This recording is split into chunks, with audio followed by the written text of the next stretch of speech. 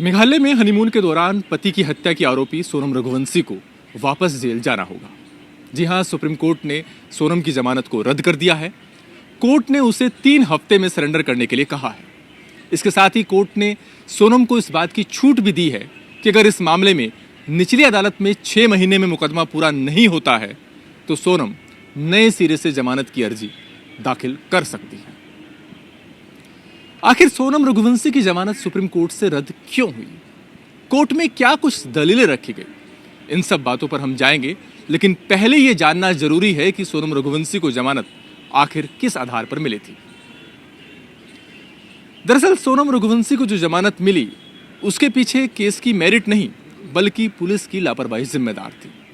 दरअसल हुआ ये कि पुलिस ने अरेस्ट मेमो में सोनम की धारा, जो गिरफ्तारी की जो धारा है, उसको 103(1) लिखने के बजाय 403(1) लिख दिया था। धारा 103(1) मर्डर के केस में लगती है, जबकि 403(1) वजूद में ही नहीं है। ऐसे में सोनम रघुवंशी ने अपनी जमानत अर्जी में इस दलील का सहारा लिया कि उसे गिरफ्तारी के वक्त गिरफ्तारी के कारण सही तरीके से नहीं बताए गए हैं, इसलिए वो जमानत की अधिकारी है। निचली अदालत ने भी उसकी इस दलील को स्वीकार किया और उसे जमानत दे दी। बाद में हाई कोर्ट ने भी इस आदेश को बरकरार रखा था। हाई कोर्ट के इस फैसले के खिलाफ मेघालय सरकार ने सुप्रीम कोर्ट का रुख किया था। मेघालय सरकार की तरफ से सॉलिसिटर जनरल तुषार मेहता पेश हुए थे। उनका यह कहना था कि यह कहना गलत होगा कि सोनम रघुवंशी को गिरफ्तारी के कारण बता ही नहीं गए थे। इस मामले में सिर्फ एक टाइपिंग की गलती है। धारा बीएनएस की 403(1) लिख दी गई है 103(1) के बजाय, और ऐसे में टाइपिंग की गलती की वजह से, इस मामूली तकनीकी खामी की वजह से हत्या जैसे संगीन मामले में किसी आरोपी को जमानत नहीं दी जानी चाहिए। उनका यह भी कहना था कि अगर सोनम को जमानत मिलती है तो वो ट्रायल छोड़कर भाग सकती है। इस मामले में अभी अहम गवाहों के बयान होने बाकी हैं। पिछली बार जब इस मामले को लेकर के सुनवाई हुई थी तो कोर्ट ने सोनम रघुवंशी को 2 विकल्प दिए थे।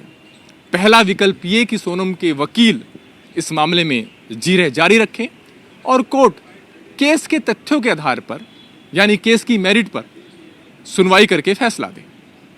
दूसरा विकल्प जो कोर्ट ने सोनम रघुवंशी को दिया था वो ये कि सोनम सरेंडर कर दे और निचली अदालत में गवाहों के परीक्षण पूरा होने के बाद नए सिरे से जमानत की अर्जी दाखिल करें। आज जब ये मामला सुनवाई पर आया तो सोनम के वकील की तरफ से कहा गया कि इस मामले में 94 गवाह हैं और अभी तक सिर्फ 4 गवाहों का परीक्षण हुआ है।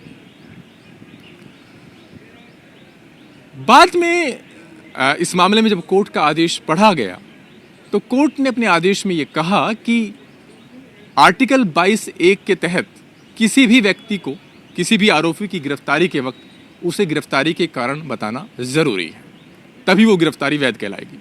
लेकिन गिरफ्तारी के कारण पूरी तरीके से ना बताना और या फिर गिरफ्तारी के कारण बताना लेकिन उसको बताने में कुछ कमी रह जाना, इन दोनों स्थितियों में अंतर है।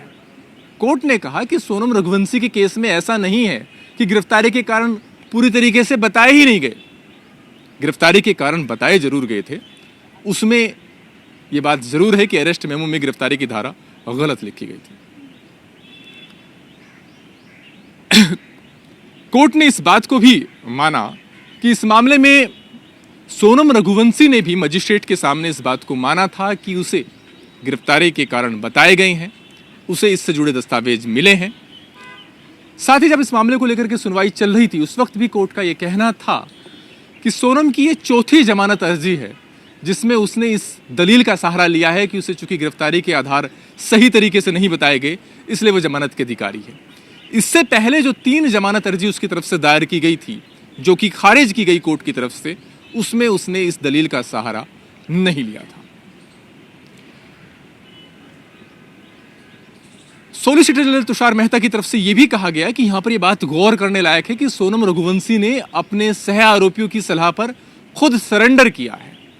ऐसे में इस बात से इनकार नहीं किया जा सकता कि सोनम रघुवंशी को भलीभांति इस बात की जानकारी थी कि उस पर क्या आरोप है, पुलिस उसकी आखिर तलाश क्यों कर रही है। कोर्ट ने इन सारे तथ्यों को देखा और उसके बाद कोर्ट का निष्कर्ष यह था कि जिस तकनीकी खामी के आधार पर निचली अदालत और हाईकोर्ट ने जमानत दी है वो गलत है। सुप्रीम कोर्ट ने यहां तक कहा कि इस मामले में निचली अदालतों के जजों ने सुप्रीम कोर्ट के फैसले को समझने में भूल की है और कोर्ट ने माना कि केस के तथ्य ऐसे हैं, आरोप इतना संजीदा है, इस मामले में भी गवाहों के बयान होने बाकी हैं, लिहाजा इस स्टेज पर जमानत देना सही नहीं है। बहरहाल कोर्ट ने सोनम को सरेंडर करने के लिए कहा है। 3 हफ्ते का वक्त रहेगा उसके पास सरेंडर करने के लिए और उसे फिर वापस जेल जाना होगा। सोनम रघुवंशी की जमानत रद्द करने का तो कोर्ट ने फैसला दिया ही, लेकिन आज सुनवाई पूरी होते होते कोर्ट ने कुछ टिप्पणियां भी की। कोर्ट ने कहा है कि जिस तरीके से समाज बदल रहा है, ऐसे में इस तरह की घटनाएं होना स्वाभाविक ही है। कोर्ट ने कहा कि आज की पीढ़ी पहले के मुकाबले समझदार हो सकती है, ज़्यादा जानकारी रखने वाली हो सकती है, लेकिन तनाव सहने की ताकत उनमें कहीं ज़्यादा कम है। वो बात बात पर अधीर उठते हैं। पहले संयुक्त परिवार हुआ करते थे, दादा दादी, नाना नानी, चाचा चाची होते थे परिवार में, और उनसे एक तरीके से भावनात्मक संबल मिलता था। उनको समाज को समझने की समझ विकसित होती थी। लेकिन अब वक्त बदला है, एकल परिवार का जमाना है, और ऐसे में आज के युवा के पास वो ताकत नहीं है जिसके आधार पर वो उस तनाव का सामना कर सके। बहरहाल ये कोर्ट की टिप्पणियां थी और कोर्ट ने जो कुछ इस मामले को लेकर के राय व्यक्त की, उस पर खुद सॉलिसिटर जनरल तुषार मेहता ने भी अपनी सहमति जताई। कैमरा पर्सन रंजन के साथ अरविंद सिंह, जी मीडिया।